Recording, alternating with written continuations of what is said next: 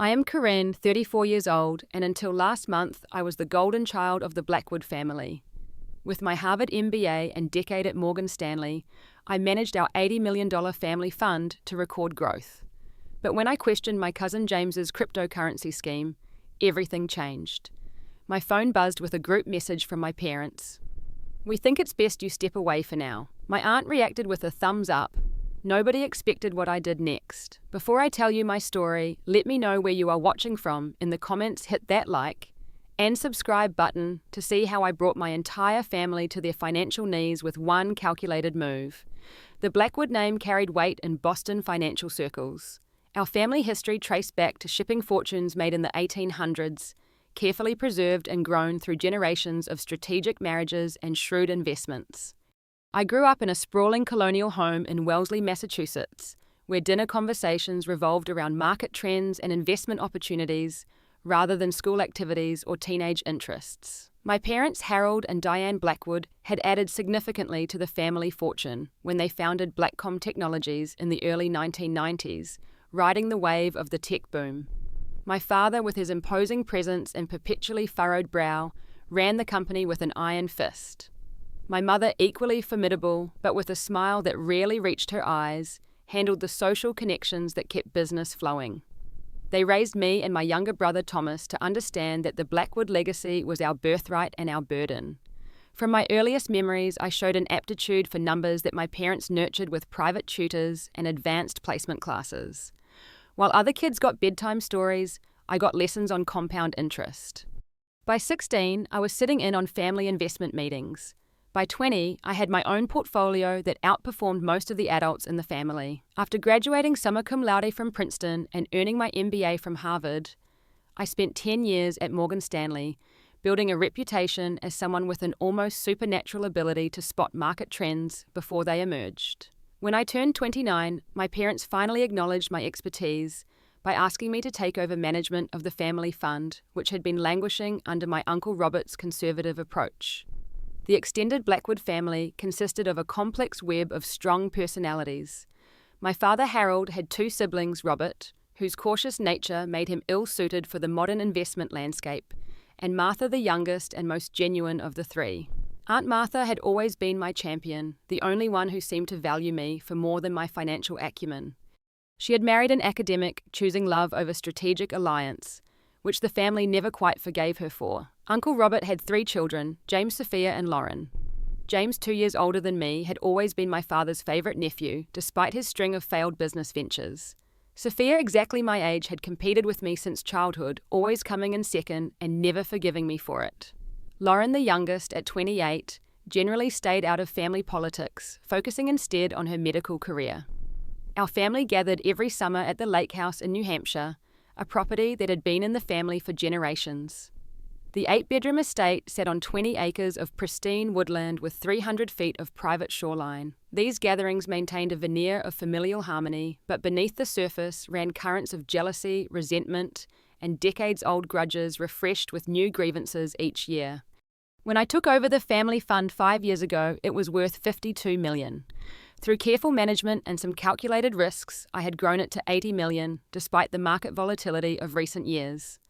My compensation was minimal compared to what I could earn elsewhere, but I did it out of family loyalty and the occasional nod of approval from my father, which I still crave despite myself. The fund supported various family members through quarterly distributions, financed new business ventures, paid for grandchildren's elite educations, and maintained the various family properties. My position as fund manager gave me significant influence, but not authority. Major decisions still required family consensus, which increasingly frustrated me, as my expertise was acknowledged, but my recommendations were often overridden by emotional arguments and family politics. Over the years, I found myself growing increasingly dissatisfied with how the family treated me. In professional settings, I was respected, even feared for my financial insight. At family gatherings, I was still little Corinne, who needed to smile more and worry less. My personal life was dissected and found wanting my perpetual singleness a favourite topic among aunts. My professional success was attributed to luck or connections rather than skill or hard work. Still, I persisted telling myself that family was family. The Blackwood name opened doors and the family network provided security. I had my beautiful Boston apartment, my vacation weeks in Europe, my professional accolades. If the cost was swallowing my pride at family gatherings and continuing to prove my worth over and over again, so be it. That was before the message that changed everything. The first cracks in my carefully maintained patience appeared 3 weeks before the infamous group message during our annual summer gathering at Lake Winnipesaukee. The weather was unusually hot that July weekend, and tempers seemed to match the soaring temperatures. James arrived late on Friday evening, making a dramatic entrance during dinner. He had always been theatrical, using charm to distract from substance. At 36, he still carried himself with the confidence of the high school quarterback he once was, though. His athletic build had softened with years of expensive lunches and minimal physical exertion. After making his rounds of greeting, saving a particularly enthusiastic hug for my father, James clinked his fork against his wine glass. "Family, I have an announcement," he said, his voice carrying the practiced excitement of a seasoned salesman. "I have been working on something big, something that will change the family fortunes forever." I suppressed a groan, having heard similar pronouncements before each of his failed ventures, the organic juice bar chain that folded after 8 months, the social media platform for pet owners that never launched the luxury hiking tour company that resulted in a lawsuit after a client broke her ankle. James proceeded to outline his latest scheme, a cryptocurrency called Family Chain, that would revolutionize how family businesses manage wealth transfer and governance. He used all the right buzzwords: blockchain, decentralized, secure, next generation. He had sleek marketing materials and a professional-looking website. "I just need a small investment from the family fund," he concluded. $5 million to get through the final development phase and initial marketing push. Based on our projections, that investment will return tenfold within 18 months. My father was nodding enthusiastically. My Uncle Robert looked confused but supportive. Various cousins seemed impressed. Only Aunt Martha glanced my way, recognizing the skepticism I couldn't quite hide. "Corinne," my father said, "you will handle the transfer of funds. Yes, we should move quickly on this opportunity." I took a slow sip of water, organizing my thoughts. In my professional capacity, I had been following cryptocurrency developments closely. I had even directed a small portion of the family fund into established cryptocurrencies as part of a diversified strategy. What James was proposing raised numerous red flags. "I think we need to discuss this further," I said carefully. "Cryptocurrency ventures have an extremely high failure rate, and the regulatory landscape is uncertain at best. Before committing $5 million, we should have independent experts review the technology and business model." James's smile faltered. "The window of opportunity is narrow. If we wait for endless reviews, someone else will beat us to market." "That's a classic pressure tactic," I pointed out. "No legitimate investment disappears because of a few weeks of due diligence." My father frowned. "Corinne James has put months of work into this. He has a team of developers and advisors." "Who are these advisors?" I asked. "May I see their credentials and the technical documentation for the blockchain implementation? What about the regulatory compliance strategy?" The atmosphere around the table grew tense. James shuffled his papers, avoiding specific answers. I pressed harder, pointing out inconsistencies in his presentation. As a financial analyst, spotting the weaknesses in investment pitches was second nature to me. "It sounds like you're trying to sabotage me," James finally said, his charm giving way to anger. Again, I raised an eyebrow. "You've always been jealous of my ideas," he said. "Remember my restaurant concept? You shot that down too, and it could have been huge." "The restaurant with no chef, no location, and no business plan beyond conceptual drawings of the dining room," I countered. "The one where you wanted $2 million without any culinary experience." "Enough," my father interrupted. "This is supposed to be a family celebration, not an inquisition. Corinne, you're being unnecessarily aggressive." I felt my cheeks flush. "I'm being thorough. That's my job as fund manager." "Your job," my father said coldly, "is to execute the family's decisions, not obstruct them." The table fell silent. In 10 years of professional finance, no one had ever suggested my role was simply to execute rather than advise. The dismissal stung more than I wanted to admit. "Fine," I said, rising from the table. "If you want to invest $5 million without proper due diligence, you'll need to document that the decision was made against my professional recommendation."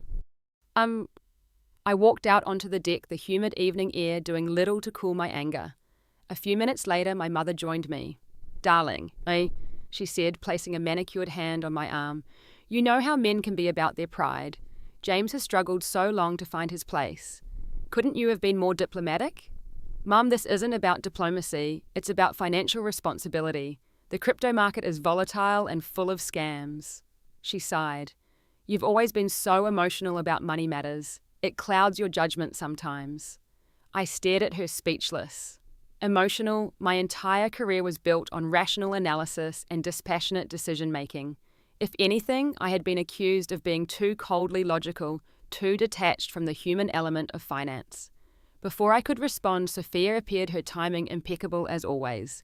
"Aunt Diane, could I borrow you for a moment? Lauren and I are planning the brunch menu for tomorrow." "Go." As my mother walked away, Sophia lingered. "You know, cousin, not everything is about the bottom line. Family loyalty counts too." By the next morning, I discovered that Sophia had been busy. Whispers followed me around the lake house, fragments of conversations dying as I entered rooms. I caught phrases, "always been jealous of James," "thinks she knows everything because of her fancy job," trying to control the family through the money. During the family meeting that afternoon, the atmosphere was decidedly chilly. The vote to approve James's venture passed overwhelmingly, with only Aunt Martha and myself opposed. My father announced that, since I was uncomfortable with the investment, he would oversee this particular allocation himself. I sat through the rest of the weekend feeling increasingly alienated from my own family. On the drive back to Boston Sunday evening, I called Aunt Martha, the only person who seemed to understand my position. "They're making a mistake," she said simply. "But they have the right to make it. You did your duty by warning them." "I feel like I'm being pushed out of my own family for doing my job," I told her. "Give it time," she advised. "When the dust settles, they'll remember your track record." But the dust didn't settle. Over the next 2 weeks, I made repeated attempts to obtain documentation on James's cryptocurrency venture. My emails were ignored or met with vague responses.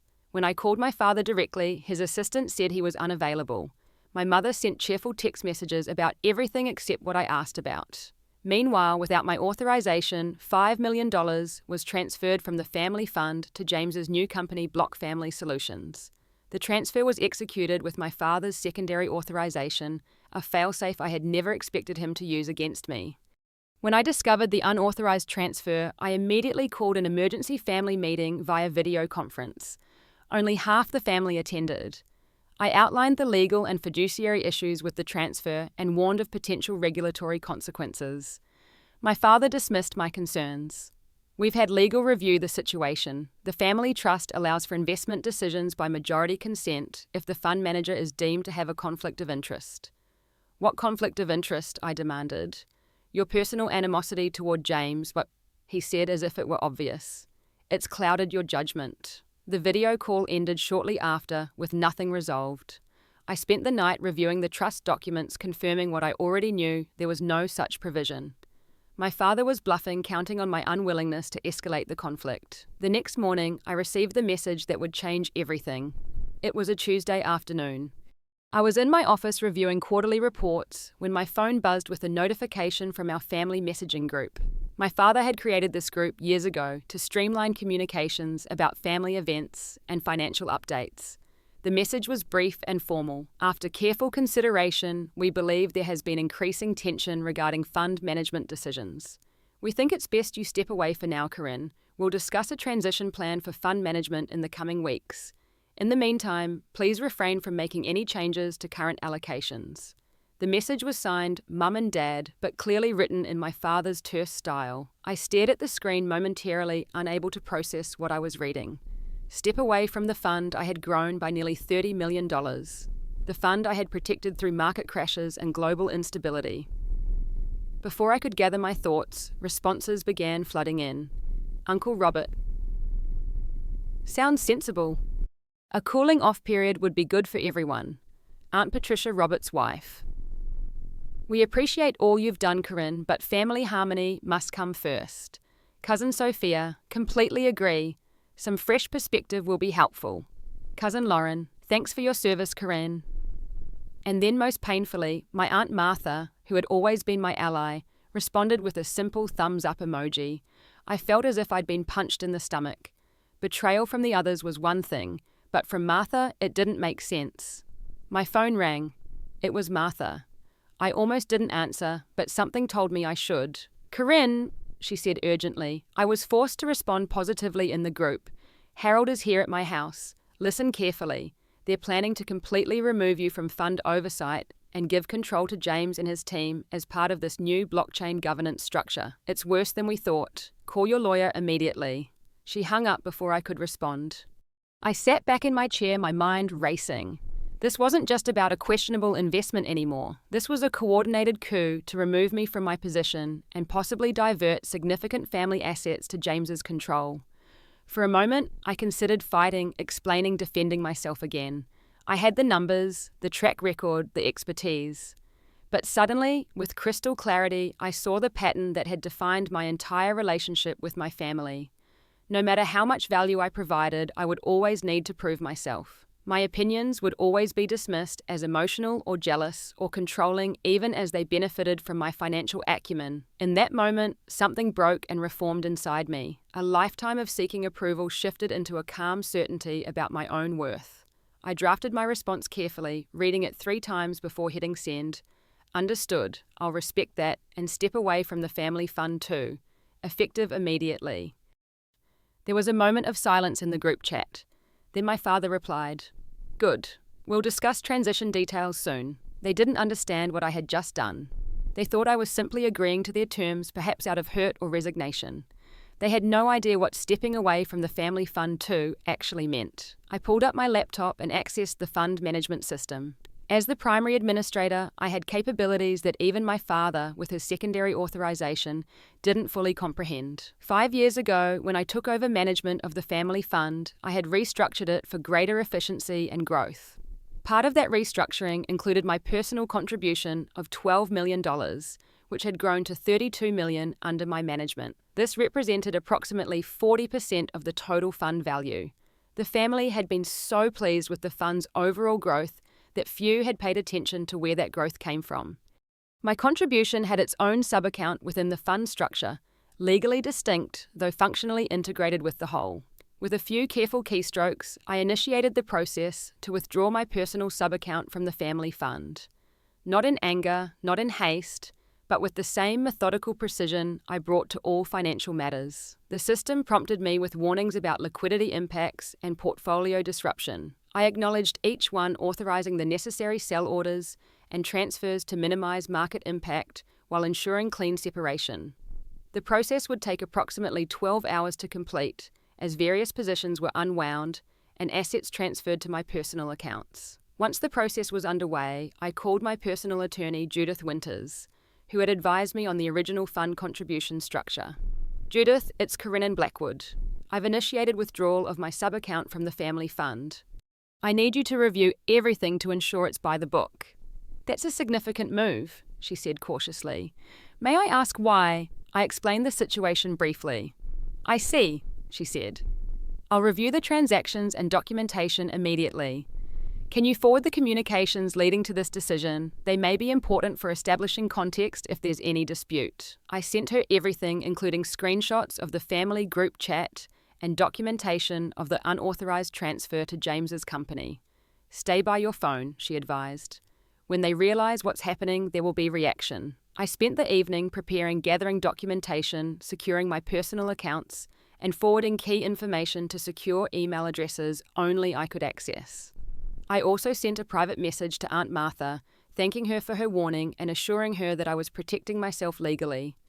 At 11:43 p.m., I received confirmation that the withdrawal process was complete. My $32 million, now separate from the family fund, had been transferred to my personal accounts at different institutions diversified for security. I went to bed emotionally exhausted but strangely peaceful. For the first time in my adult life, I had prioritized my own worth over family approval. At 3:11 a.m., my phone started buzzing with incoming calls. I silenced it without looking and went back to sleep. When I woke at 6:30 a.m., I had 89 missed calls, 142 text messages, and 37 emails. The majority were from family members, with my father accounting for 23 calls alone. I listened to his most recent voicemail, left at 5:47 a.m. "What the hell have you done, Corinne? The bank has flagged the entire fund for suspicious activity. Everything is frozen. Call me immediately." I texted back a simple response. "I'm honoring your decision. I have stepped away from the family fund." What they didn't yet realize was that this was just the beginning. There was much more they didn't know about what I controlled. The next 24 hours were a tsunami of communications. My phone buzzed so constantly that I finally turned it off. My email inbox filled faster than I could read the messages. I had anticipated strong reaction, but the sheer volume was overwhelming. Instead of responding individually, I sent a single email to the entire family with my attorney, Judith, copied to clarify recent events. As requested, I have stepped away from the family fund. This included withdrawing my personal contribution, which was structured as a distinct sub-account, as per the documentation you all received when I restructured the fund 5 years ago.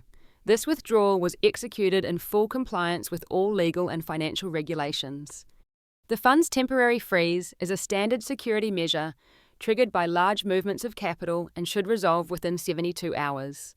I will not be available for discussion until next week, at which time my attorney can arrange a meeting if necessary. I then left my apartment for a hotel reservation I'd made under a different name, taking my laptop and essential documents. I needed space to think clearly away from the pressure tactics I knew my family would employ. What my family didn't understand, what they had never bothered to learn, was exactly how much I had done to secure and protect our family interests over the years. While they saw me as merely the fund manager, I had quietly built safeguards and leverage points they weren't aware of. 5 years ago, shortly after taking control of the family fund, I had discovered several vulnerabilities in how family assets were structured. Rather than using these discoveries for personal advantage, I had implemented protections creating a more robust system. In the process, I had positioned myself at key control points within that system. For instance, 3 years ago, when my grandfather passed away, he left the lake house property not to the family trust, as everyone assumed, but to a separate LLC with me as the majority owner. It was his acknowledgement of my financial stewardship. I never mentioned this to the family, simply continuing to manage the property as a family asset, absorbing most maintenance costs personally. Similarly, during a critical expansion phase of the family business, I had personally guaranteed certain loans and intellectual property agreements. These arrangements gave me minority ownership and specific veto rights over major business decisions, though I had never exercised these rights. Perhaps most significantly over the years, I had built relationships with key financial institutions and industry partners. These connections chose loyalty to me over the family name when conflicts arose. The family had benefited from these relationships without realizing they were personal rather than institutional. As I sat in my hotel room that Wednesday afternoon, watching emails arrive from increasingly panicked family members, I began to understand the full scope of what was unfolding. It wasn't just about the $32 million I had withdrawn. It was about what would happen when they tried to move forward without me. Late that evening, Aunt Martha called from a number I didn't recognize. I answered cautiously. "It's chaos," she said without preamble. "Harold has called an emergency family meeting at the Boston house tomorrow morning. Everyone is required to attend and they're furious you can't be reached." "Are you going?" I asked. "Of course." "Someone needs to report back to you. Corinne, there's something else you should know. James is in trouble. Serious trouble." "What kind of trouble?" I overheard Harold and Robert talking. Apparently the cryptocurrency venture isn't what James claimed. There are no actual developers, just marketing people, and one technical advisor who may have misrepresented his credentials. The website functionality is mostly smoke and mirrors. This confirmed my suspicions. So it's a scam. Harold doesn't want to use that word, but essentially yes. The $5 million they transferred is already mostly gone spent on officers, staff, and consulting fees that seem to have largely ended up in James's personal accounts. I closed my eyes, feeling a complex mix of vindication and sadness. And now they're realizing they need my help to clean up the mess. Exactly. But there's more. Someone sent documentation about Family Chain to the Securities and Exchange Commission, suggesting it may constitute securities fraud. The family is assuming it was you. "It wasn't," I said truthfully. "I hadn't gathered enough evidence yet." "Well, someone did. James is facing potential criminal charges and the family is in panic mode. Harold is talking about using more family funds to hire specialized attorneys and crisis management consultants. Funds they can't access because everything is frozen, I noted. Yes, the timing couldn't be worse for them, which is why they're convinced you orchestrated everything. I laughed humorlessly. They give me too much credit. I just protected myself. The rest is their own doing. After hanging up with Martha, I called Judith to update her on these developments. She advised continuing my communication blackout until the scheduled family meeting. Let them stew, she said pragmatically. Right now, they're operating on emotion and making mistakes. Document everything, but don't engage until we meet on Monday. I spent the next few days in my hotel room working remotely on my personal investment portfolio and beginning to sketch out plans for my future. For the first time in years, I was thinking about what I wanted, not what the family expected. By Sunday night, the bank had lifted the freeze on the family fund as predicted, but another problem had emerged. Without my authorization codes and management protocols, certain investment vehicles within the fund were inaccessible. Approximately 20% of the fund's assets were effectively locked in high-performing but restricted investment structures that required my specific credentials to modify or liquidate.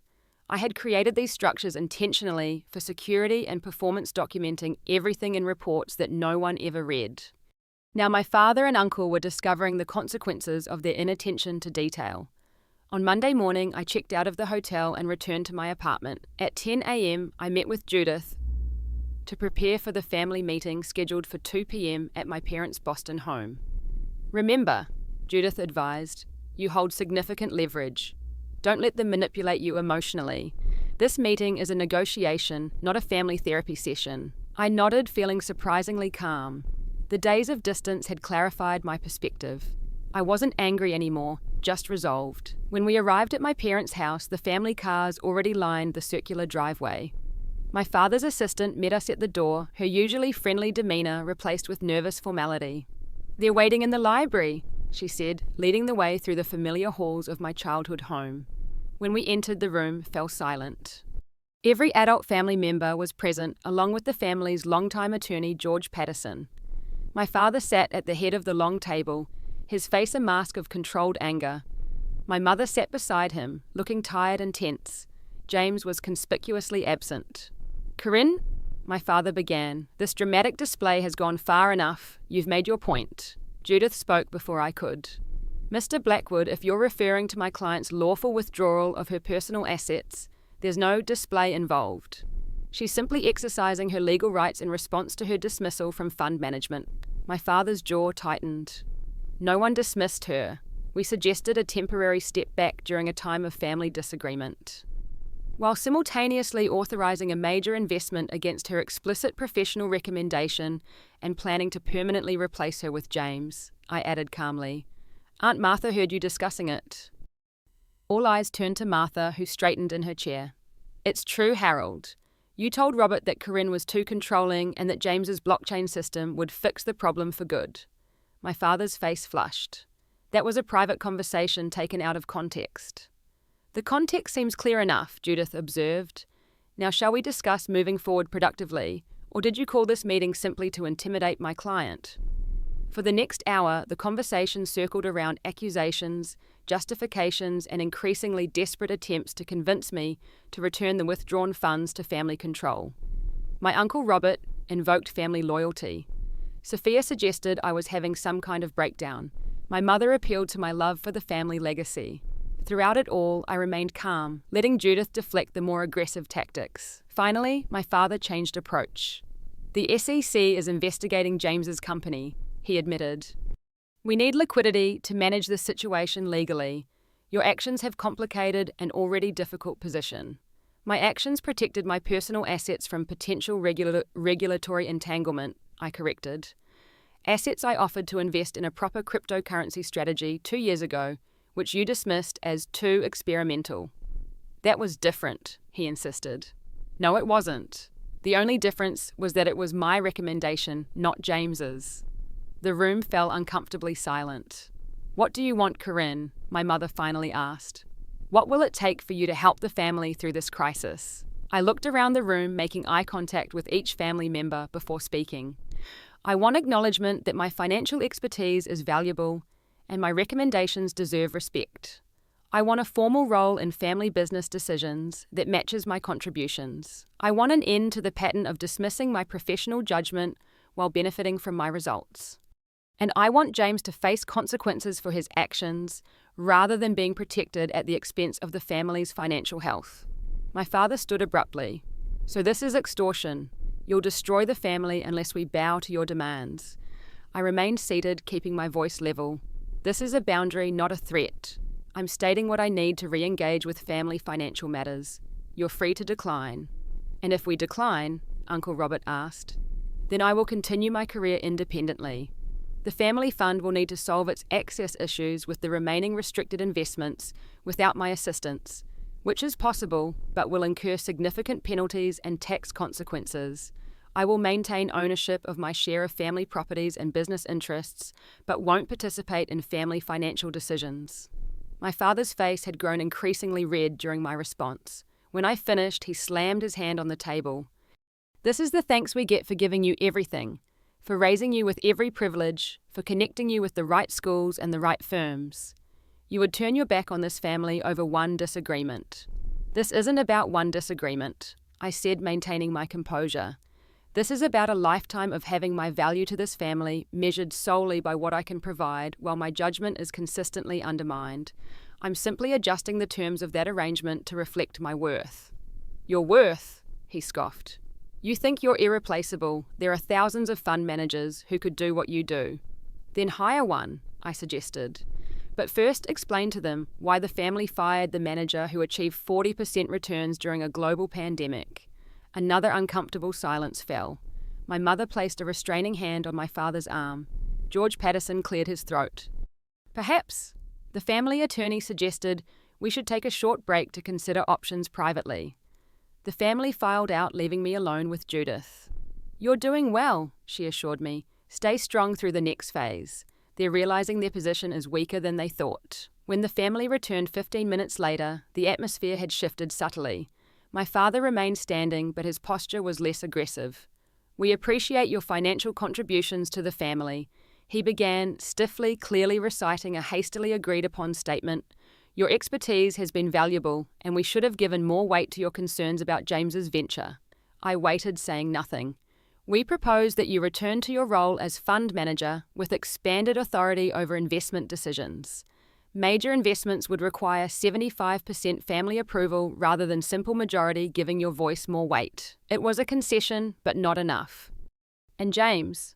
My mother answered, James has agreed to step back from family financial matters and seek professional help for his issues. That's not sufficient, I said. James committed potential securities fraud with family money. He needs to face appropriate legal consequences, not be protected from them. You would send your own cousin to prison, Sophia demanded. I would expect him to take responsibility for his actions as adults do, I replied. The alternative is for the entire family to become complicit in covering up financial crimes.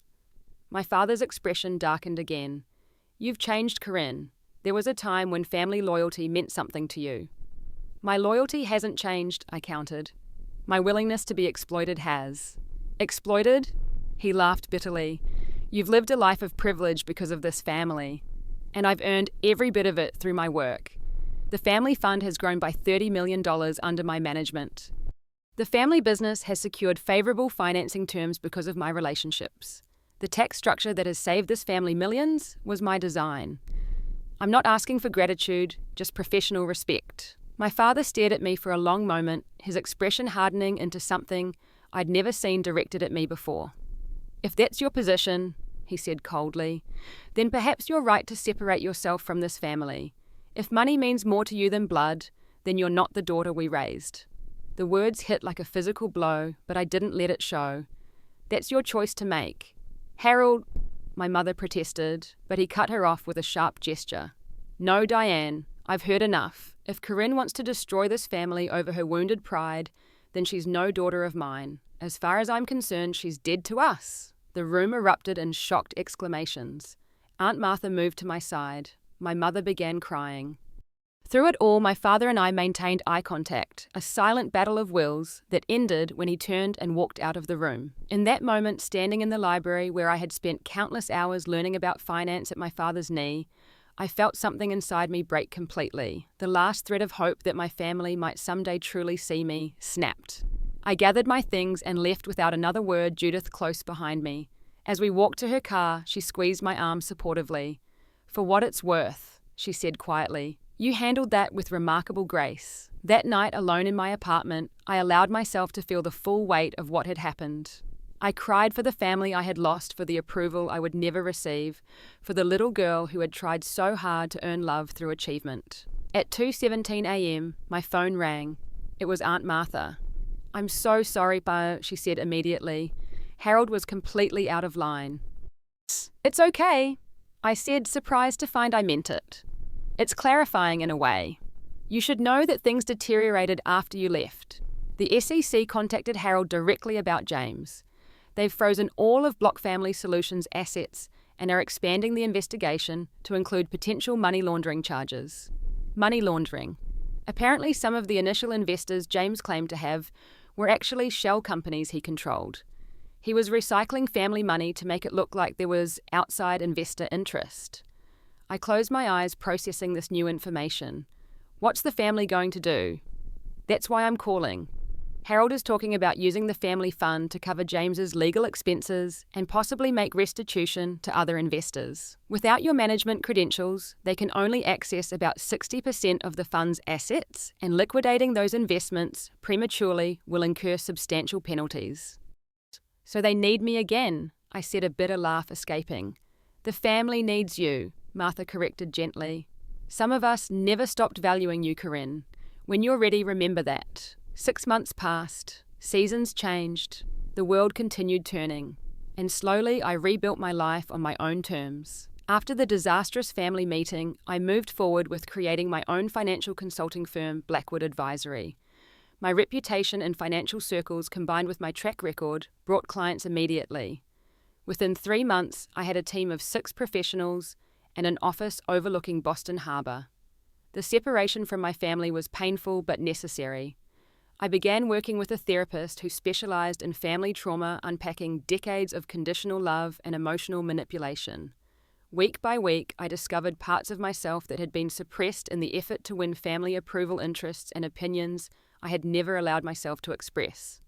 I reconnected with friends I had neglected during years of prioritizing family obligations. I dated without worrying about potential partners meeting Blackwood standards. I took up painting, something I had enjoyed as a child, before being steered toward more practical pursuits. Aunt Martha became my only regular family contact. True to her convictions, she chose relationship with me over family politics, visiting me regularly, despite my father's disapproval. Through her, I learned about family developments without being directly exposed to the ongoing drama. The legal situation with James had developed exactly as I had feared. The SEC investigation uncovered extensive fraud, with James having misrepresented virtually every aspect of the cryptocurrency venture. What had begun as mere exaggeration had evolved into criminal deception as he dug himself deeper. My father had indeed attempted to use family funds to defend James and settle with other investors, but the restricted access to certain investments had limited his options. Eventually, he had been forced to liquidate personal assets to cover the mounting legal costs. 3 months after our confrontation, I received a formal legal communication from George Patterson regarding the family fund. The family proposed a settlement in exchange for providing the access codes to the restricted investments. I would receive a buyout of my remaining interests in family properties and businesses, including the Lake House LLC. After consultation with Judith, I counter-offered. I would provide the access codes as a gesture of good faith, but I would maintain ownership of the Lake House property. Additionally, I requested formal acknowledgement of my contributions to family financial success and a signed agreement that I would have no liability for any legal issues arising from James's actions. Surprisingly, my terms were accepted with minimal negotiation. I suspected this was because the family's legal position was deteriorating rapidly as the SEC investigation expanded. The day I transferred the access codes to George Patterson, I felt a weight lift from my shoulders. My financial ties to the family were nearly severed, but on my terms with my dignity intact. 4 months after the confrontation, James pleaded guilty to multiple counts of securities fraud and wire fraud. He received a 5-year sentence, reduced from a potential 15 years, in exchange for cooperation with authorities investigating similar schemes. The news made the financial papers a public humiliation for a family that had always prioritized its reputation. According to Martha, my father aged visibly during this period, the strain of James's disgrace, and the financial losses taking a physical toll. 5 months after the confrontation, I received a letter from my parents. It was not the full acknowledgement I might have hoped for, but it was something. Dear Corinne, it began, the past months have given us perspective on recent events. While we may not agree with all of your actions, we recognize that your financial warnings about James's venture were well-founded. Your expertise has been a significant asset to this family, and your absence is felt in many ways. If you are open to rebuilding communication, we would welcome that opportunity. It was signed by both my parents, though, written in my mother's hand. I considered the letter for several days before responding. When I did, my answer was measured. I appreciate your acknowledgement of my professional judgment. I remain open to rebuilding a relationship based on mutual respect. While I cannot return to previous family financial arrangements, I would be willing to provide professional consultation on family investment matters if desired. I wish you both well and hope for healing for all concerned. 2 weeks later, my mother called. Our conversation was awkward but civil. She asked about my new business. I asked about her health. We carefully avoided mention of my father or James or anything that might reopen wounds. It was a small beginning, but a beginning nonetheless. As the 6th-month anniversary of the confrontation approached, I found myself reflecting on everything that had happened. The pain was still there, but it had transformed into something else, something that felt more like wisdom than anguish. I had lost the family I thought I needed, but I had gained something more valuable: self-respect. I had stopped measuring my worth by others' approval and started honoring my own judgment. The price had been high, but the freedom was worth it. On a crisp fall day, I drove up to New Hampshire to visit the lake house. As the legal owner, I had access, though I had not used it since the family rupture. The property looked different through my new perspective, beautiful but unburdened by the weight of family history. Standing on the dock, watching the late afternoon sun glint off the water, I made a decision. I would keep the property but renovate it completely, transforming it from a monument to Blackwood tradition into a retreat, reflecting my own taste and values. As I walked back to the house, my phone rang. It was a Boston number I didn't recognize. Corinne Blackwood, I answered. Ms. Blackwood, this is Dr. Abernathy at Massachusetts General Hospital. Your father has been admitted with a suspected heart attack. He's in stable condition, but he's asking for you. Kissing. I stood frozen for a moment, conflicting emotions washing over me. Then without hesitation I said, I'll be there in 2 hours. Some might see this as weakness returning at the first family crisis. I saw it differently. True strength isn't cutting people off, it's establishing boundaries that allow you to engage on your own terms. I could visit my father without surrendering the hard-won clarity about our relationship. Driving back to Boston, I felt surprisingly peaceful. The journey ahead with my family would be complicated with progress and setbacks. Some wounds might never completely heal, but I was approaching it from a position of strength rather than need of choice, rather than obligation. The most valuable lesson of the past 6 months wasn't about money or power or even family. It was about the courage to protect your own worth, especially when others fail to recognize it. It was about the peace that comes from standing firmly in your truth, even when that stance comes at great cost.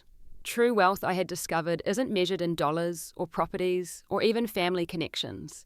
It's measured in self-knowledge, in boundaries, honored in the freedom to live authentically. As I reached the outskirts of Boston, the city lights beginning to twinkle in the gathering dusk, I smiled at the irony.